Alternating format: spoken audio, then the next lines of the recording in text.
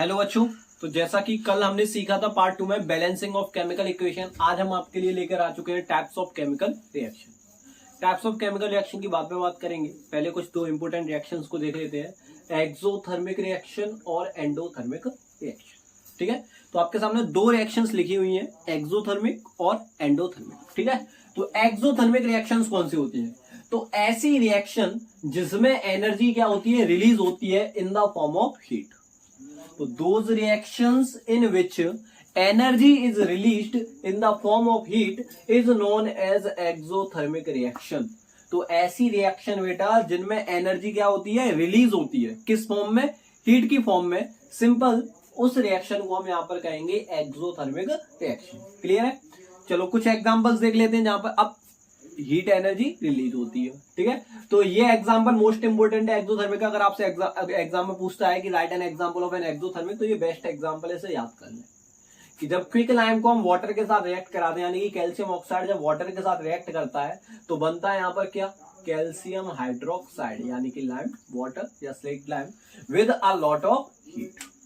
ठीक है, तो विगरेसली का मतलब होता है तेजी से रिएक्ट करता है कैल्शियम ऑक्साइड वाटर। कल ही देखिए ना, पानी में डाल दो तो कैसे रिएक्ट करती है, विगरसली रिएक्ट करती है। ठीक है, तो कैल्शियम ऑक्साइड यहाँ पर विगरसली रिएक्ट करेगा वाटर के साथ, यानी तेजी से रिएक्ट करेगा वाटर के साथ और बनाएगा calcium hydroxide with a lot of heat. और हीट को हम दिखाते हैं हमेशा एक्सोथर्मिक रिएक्शन के अंदर कहां पर, प्रोडक्ट साइड पे। तो this is an example of exothermic reaction. वैसे यही एक्सोथर्मिक नहीं है, जितनी भी कंबशन रिएक्शन जानते हैं, जब भी हम किसी भी चीज को बर्न करते हैं इन द प्रेजेंस ऑफ एयर, तो उस रिएक्शन को हम कहते हैं कंबशन रिएक्शन। तो जितनी भी कंबशन रिएक्शन है आपकी, वो सब आपकी एक्सोथर्मिक है। क्लियर?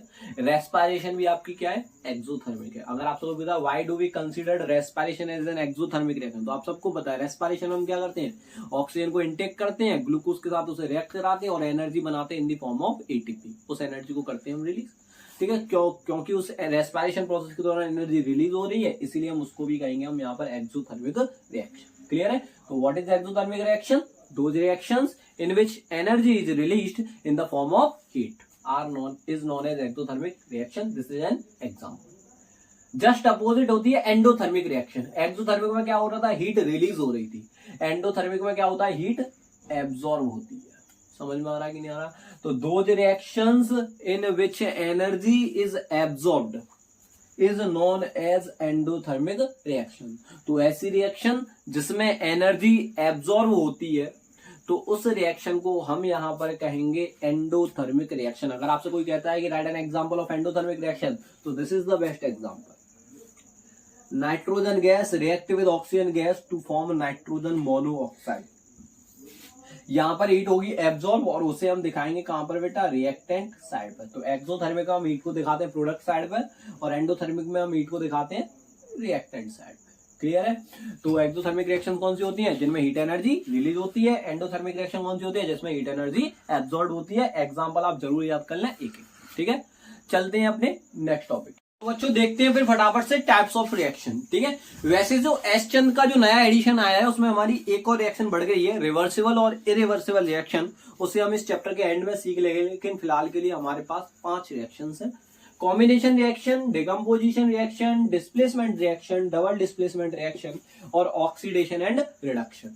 अगर आपने इन 5 रिएक्शंस को अच्छे से ध्यान लगा के यहां पर समझ लिया, तो आपके इस चैप्टर का मोस्ट इंपोर्टेंट पोर्शन हो गया कवर, क्योंकि क्वेश्चन बनता है इन्हीं 5 में से एक ना एक में से। ठीक है, तो 1 बाय 1 इन 5 को समझेंगे और शुरुआत करेंगे अपनी कॉम्बिनेशन रिएक्शन से। कॉम्बिनेशन का अगर मैं हिंदी मीनिंग देखूं ना, तो क्या होता है, संयोजन। क्या होता है बेटा, संयोजन। संयोजन का मतलब होता है जुड़ना।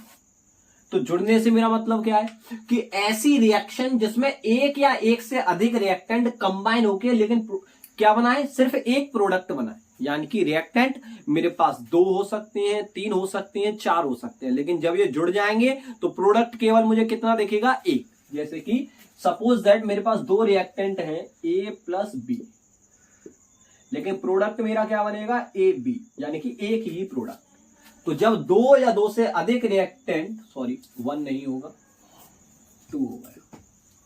तो बेटा 2 या 2 से अधिक रिएक्टेंट कंबाइन होकर जब क्या बनाए बेटा, एक सिंगल प्रोडक्ट बनाए। ऐसी रिएक्शन जिसमें 2 या 2 से अधिक रिएक्टेंट कंबाइन होकर सिंगल प्रोडक्ट बनाए, तो उस रिएक्शन को हम यहां पर कह सकते हैं कौन सी reaction, combination reaction. When two और more reactant combine to form a single product. जैसा कि आपको दिख रहा है रिएक्टेंट कितने यहाँ पर 2, लेकिन प्रोडक्ट आपको कितना दिख रहा है 1 ही। 3 भी होते तब भी प्रोडक्ट कितना होता है 1 ही। तो ऐसी रिएक्शन जिसमें रिएक्टेंट 2 या 2 से अधिक भी हो सकते हैं लेकिन प्रोडक्ट होगा केवल 1 ही, उस रिएक्शन को कहेंगे हम यहाँ पर combination reaction. Most important reaction आपकी इस बुक की, उसे देख लेते हैं फटाफट से। व्हेन मैग्नीशियम रिबन, चलो इसे एक क्वेश्चन बदलते पहले। मैग्नीशियम रिबन बोले तो Mg burn in air O2, then magnesium oxide is form Mg। तो आप यहां पर देख सकते हैं बेटा रिएक्टेंट कितने दिख रहे हैं आपको 2, लेकिन प्रोडक्ट कितना दिख रहा है आपको केवल 1। तो इस रिएक्शन को मैं कौन सी रिएक्शन कह सकता हूं बेटा? Combination reaction. क्लियर है? एक बात और याद रखो बेटा, मैग्नीशियम रिबन को बर्न करने से पहले उसे सैंड पेपर से किया जाता है साफ। वो क्यों? क्योंकि in the presence of air it covered with a white layer of magnesium oxide. इस मैग्नीशियम ऑक्साइड का जो कलर है वो व्हाइट होता है।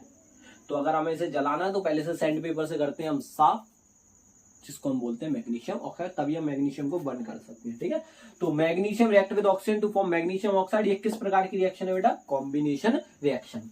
अगर मैं C+O2 is gives out CO2 करता हूं, carbon react with oxygen to form carbon dioxide, ये भी किस प्रकार की रिएक्शन है बेटा? कॉम्बिनेशन रिएक्शन है। अगर मैं यहां पर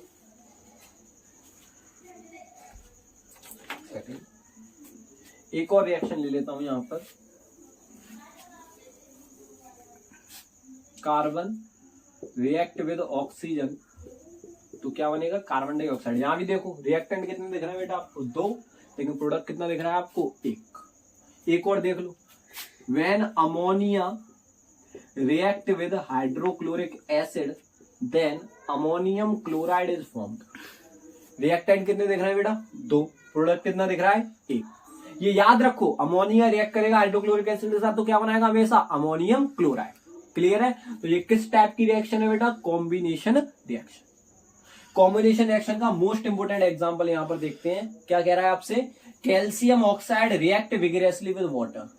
1 मिनट पहले भी मैं इस रिएक्शन को करा चुका हूं अभी एक्सोथर्मिक वाले में। ठीक है? तो calcium oxide react vigorously with water. Calcium oxide बोले तो CaO प्लस H2, क्या बनाएगा आपका? कैल्शियम हाइड्रोक्साइड, CaOH का होल तो है लेकिन इसमें हीट होने।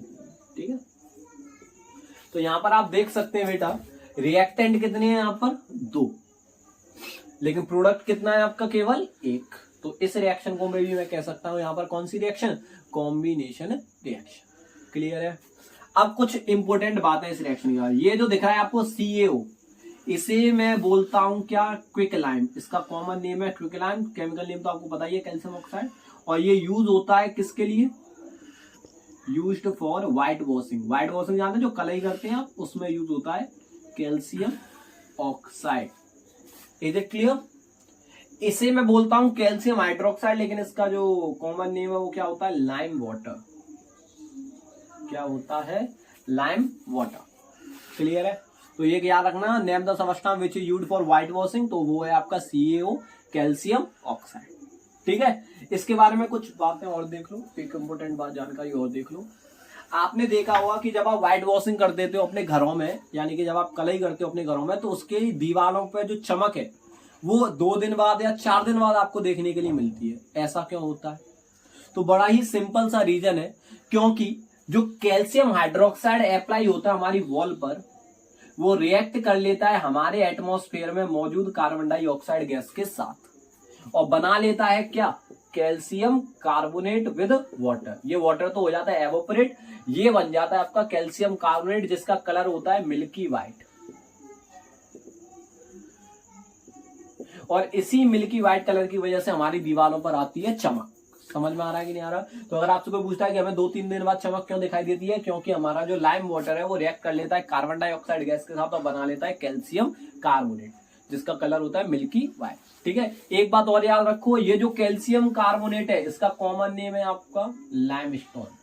और ये लाइमस्टोन पाया जाता है कहाँ कहाँ पे? आपने जो चौक देखी है जिससे हम बोर्ड पर लिखते हैं, जो मार्बल होती है, उसमें भी पाया जाता है। ठीक है? एक और बात, यही सेम रिएक्शन यूज की जाती है किसकी टेस्टिंग के लिए? कार्बन डाइऑक्साइड गैस की टेस्टिंग के लिए। कैसे सर?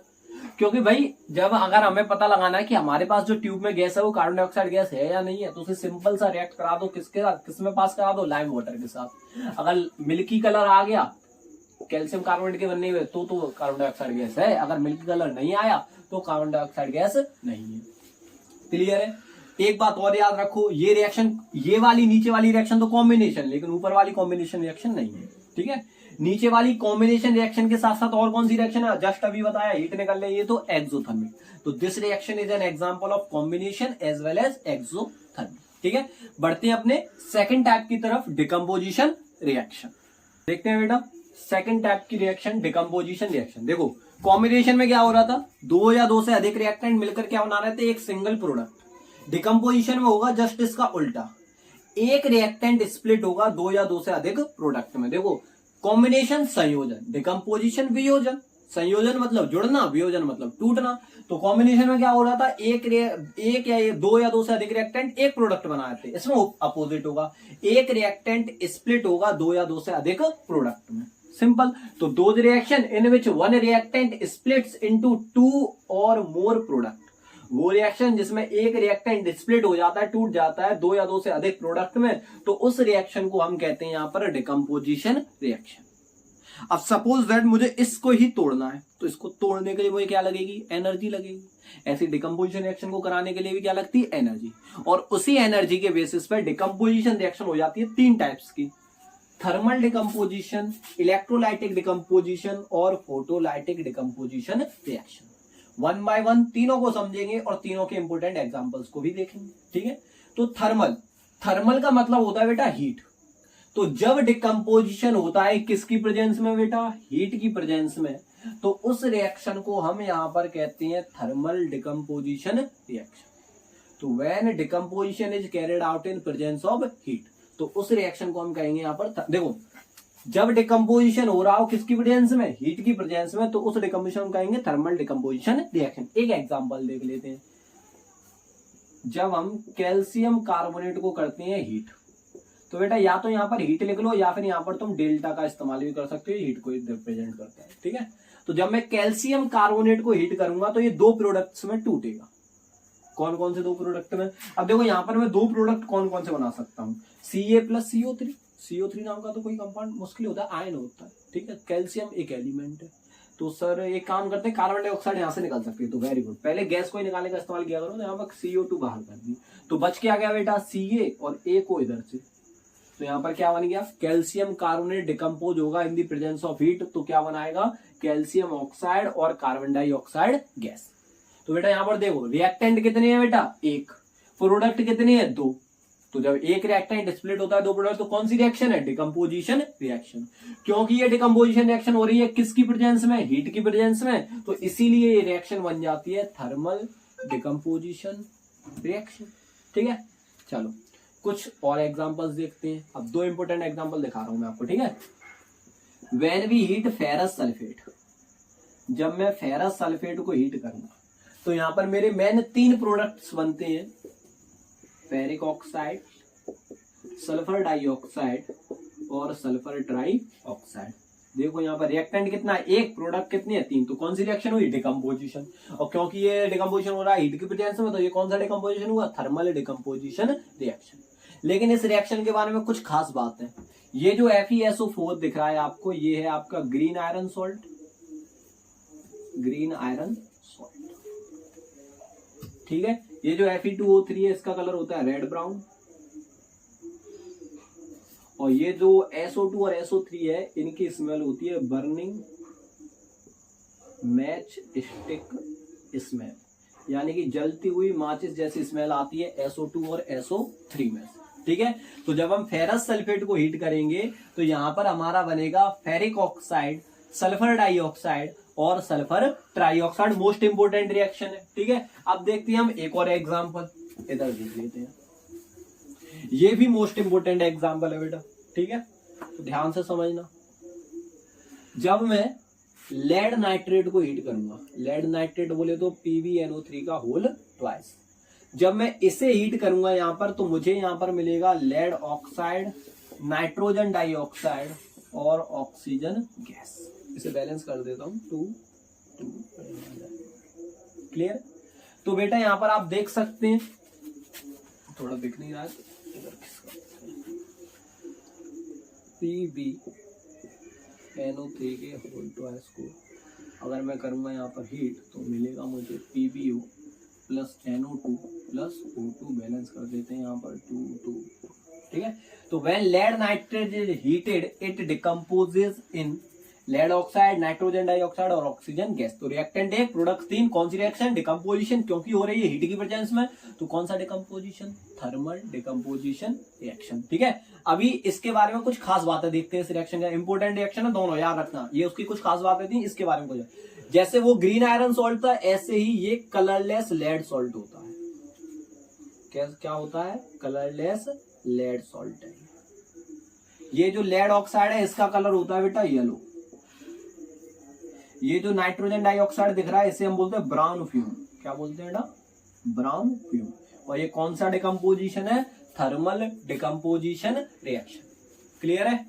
एक लास्ट एग्जांपल और देखेंगे जो कि थर्मल डिकम्पोजिशन रिएक्शन के लिए इंपॉर्टेंट है। ठीक है, तो उसे भी देख लेते हैं फटाफट से। जब मैं पोटेशियम क्लोरेट को करूंगा हीट तो ये डिकम्पोज हो जाता है पोटेशियम क्लोराइड में और ऑक्सीजन गैस में। याद रखना प्रोडक्ट को। ठीक है, पोटेशियम क्लोराइड को हीट करने पर क्या बनता है? पोटेशियम क्लोराइड और ऑक्सीजन गैस। बैलेंस कर लेते हैं, यहाँ 3 है तो यहाँ जाएगा 2, यहाँ जाएगा 3 और यहाँ जाएगा 2। सर इसमें क्या खास बात है? ये तो नॉर्मल डिकम्पोजिशन है, हीट किया तो KCl प्लस। इसमें खास बात है बेटा, ये रिएक्शन होती है MnO2 की प्रेजेंस। सर ये MnO2 क्या है? This is the catalyst.